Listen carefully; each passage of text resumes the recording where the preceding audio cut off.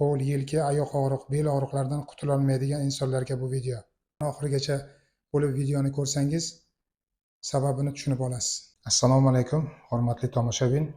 Yer yuzida juda ko'p insonlar har xil darajadagi, har xil turdagi og'riqlar bilan aziyat chekadi. Og'riqlarni kelib chiqishi, og'riqlarni bartaraf etish masalasi bo'yicha juda ko'p xatolar bor.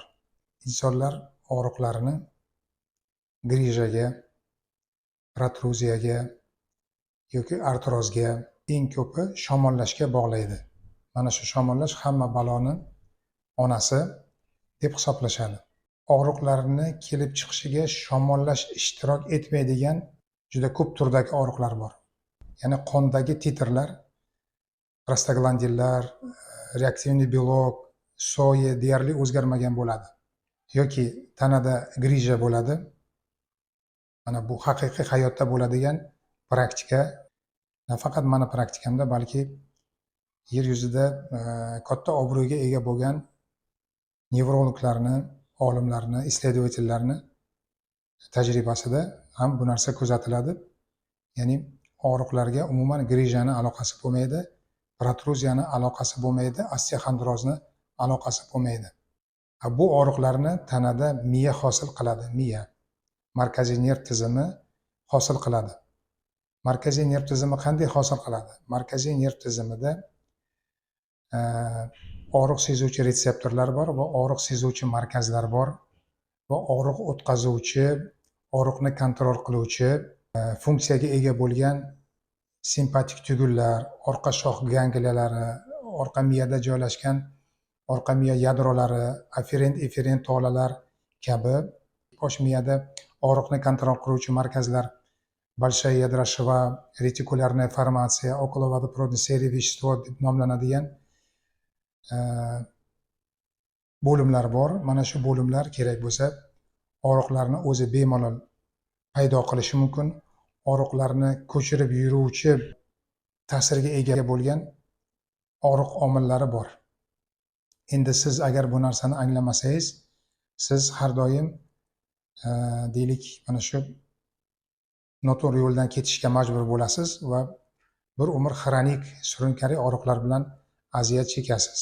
Ba'zi bir turdagi og'riq qoldiruvchi dorilar, gormonlar mana shu nerv retseptorlarini, nerv yadrolariga, sezuvchanligiga ta'sir qilib, og'riqlarni kamaytiradi va inson bir yaxshi bo'lgandek holatga keladi.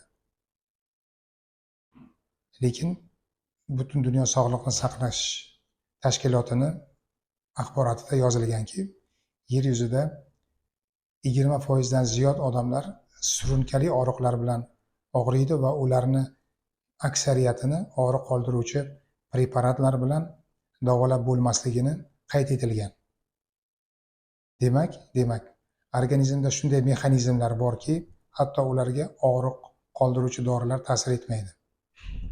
Unda qanday qilib yechish mumkin deydigan bo'lsangiz, osteopersepsiya uslubida to'qimalarni zo'riqishini, nervlarni zo'riqishini, umuman tanani zo'riqishini yo'qotish, undagi disfunksiyalarni yo'qotish imkoniyati. Tajriba shuni ko'rsatyaptiki, menga kelgan insonlarni 99%, ya'ni 100 ta odamdan 99 ta yoki 98 tasi aniq natija oladi, aql bovar qilmaydigan natija oladi. Bitta-ikkita ba'zi bir toifadagi kasalliklar odamlar bo'ladiki, ularni organizmi bizni ham ta'sirimiz o'tmaydigan darajada buzilgan bo'ladi. Ya'ni men eshita olmaydigan omillari bo'ladi, kasalligini keltirib chiqaruvchi. Shunday kishilarga ba'zi bir holatlarda yordam bera olmaymiz. Ularga ham izlanyapmiz, o'shanday odamlarga ham izlanib kelajakda balkim yordam berish imkoniyatlari, texnikalari paydo bo'lishi mumkin. Bu masalada ishlayapman. Xullas aytmoqchi bo'lganim, nafaqat ukol dori, balkim mana shu osteopersepsiya uslubida ham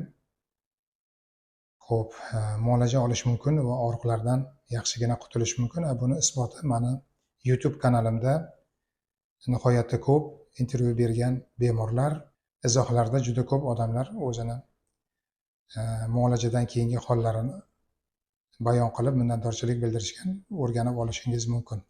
Osteopersepsiya, ya'ni osteopatiyani eng nozik xilqat bo'yicha ishlaydigan yo'nalishi klassik osteopatiya bor, man shug'ullanadigan osteopatiya bor. Mana shu man shug'ullanadigan osteopatiya nozik tanani eshita oladi va nozik xilqatlariga tanani ta'sir qila oladigan uslub hisoblanadi. Bu butun dunyoda tarqalgan uslub biokinetika deb nomlanadi yoki osteoenergetik texnikalar, energetik texnikalar deb ataladi. Albatta, bizni mana shu ishimizni qabul qilgan, ongi ko'targan insonlarga yordam beramiz.